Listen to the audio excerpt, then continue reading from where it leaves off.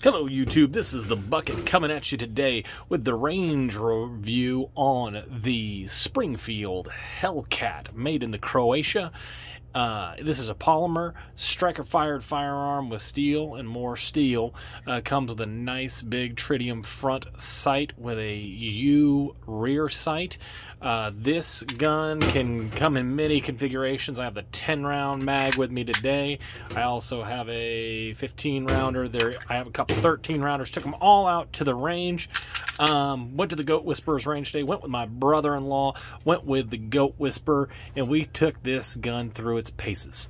So I'm going to talk strictly about the gun, what I thought about it, how it shot today, and then I'm going to talk a little bit more about Springfield and just the kind of way I look at things.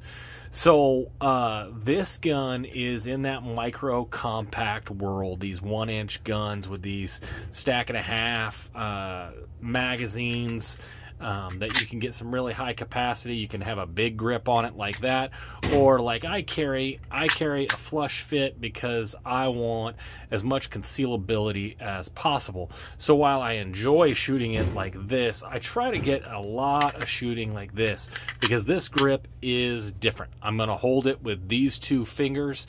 I'm going to have a support with the pinky, and then of course I'm going to have that front grip getting good shots downrange. I do like the fact that it has some texturing here. The texturing on the sides and on the back were very, very nice. I don't think that this is, for those of you that live in states like Louisiana, are very, very concerned about sweaty hands. That isn't a major problem that I have, so it's not a big deal to me, but I think you'd like this particular grip. The controls were really easy to get to. I could drop that mag really easy. I do have a very, very high grip. I get that thumb right under here, which my finger has a tendency to ride on this. I did have one time where my thumb caused the slide knot to stay back as is designed to do. The slide serrations are good. It's kind of a different texture there. I thought they worked out really nice. I do like this as a loaded chamber indicator. That is the way that I would go if I was to design a firearm. I was fairly accurate when we're at the Goat Whisperer's ranch. So when I'm at the Knapp weaponry, I'm shooting around 7 yards.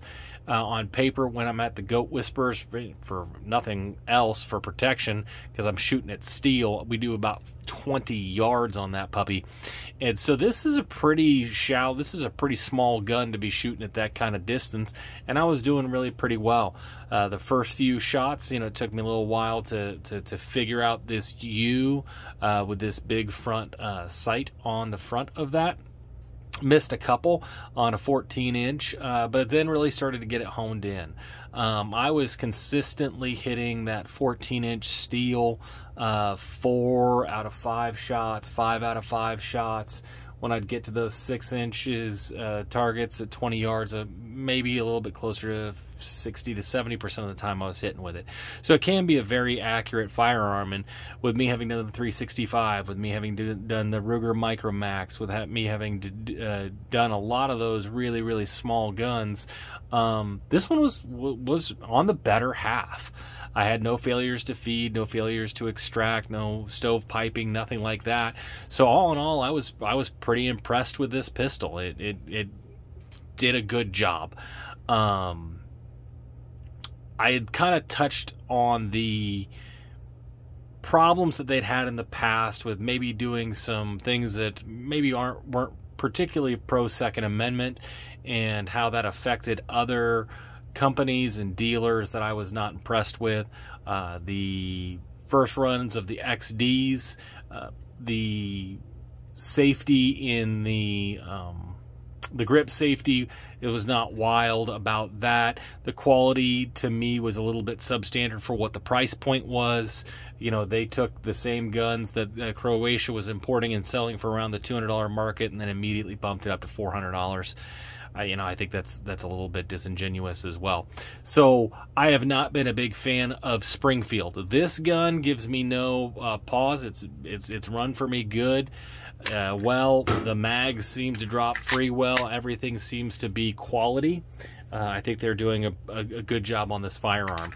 But some of the things that I don't like about Springfield. So take away the previous stuff that they did with the Illinois bill. Springfield Armory has a name for itself because it was the armory, the main armory for the United States. And they ran from, you know, as early on in the country as you could imagine, all the way through till 1968 when they finally closed their doors. The government just decided that buying directly from manufacturers was a better option than building something in-house. They were responsible for building so many of the M1 Garands, the M1 Carbines, the M14s. You know, they were just... that's what they were known for. Everybody understood what the Springfield Armory was.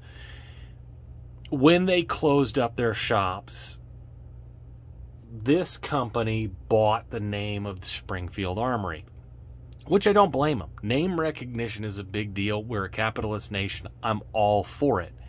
The problem where I get into is stuff like their logo. Their logo says since 1794, which implies this is the Springfield Armory, and it's not. This was a Texas company that moved to Illinois and just bought the name Springfield Armory. And to be disingenuous, to try to take on that lineage and that heritage that came from those wonderful people that helped arm our U.S. soldiers for years and years and years, I just don't like it. Own it. You know, you've been around for a long time. You've built some good firearms. You've done some good things. Be proud of what you are. Don't try to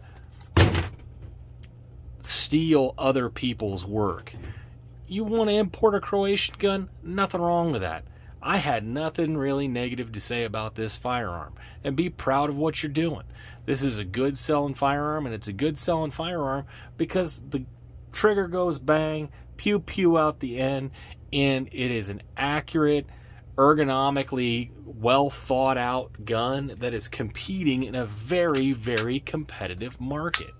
It's got a good trigger. I like the flat face. It's got a good reset.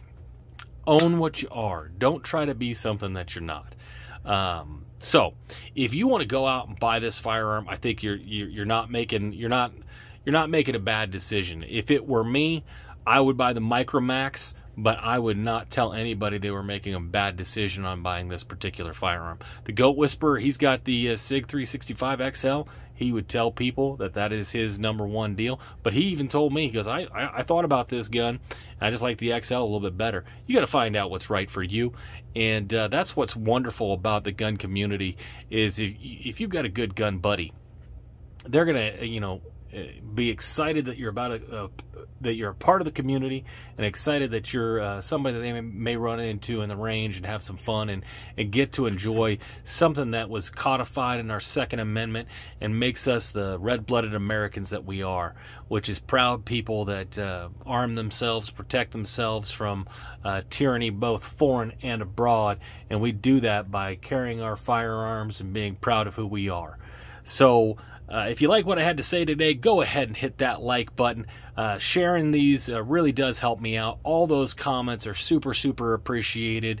It really helps out with the channel, and I've been so proud to be able to tell my wife and kids about all the new subscribers we're getting. We want to welcome all of you guys onto the channel. It's a slow process, but it's one that I really enjoy looking at every day and seeing the new people that are part of the Bucket Shall Not Be Infringed. I got some exciting news. We're going to have some options for some merch. I'm going to have a giveaway for the first run of the Bucket Shall Not Be Infringed t-shirt. Wonderful logo coming at us, so keep an eye open for that, and you stay classy, YouTube.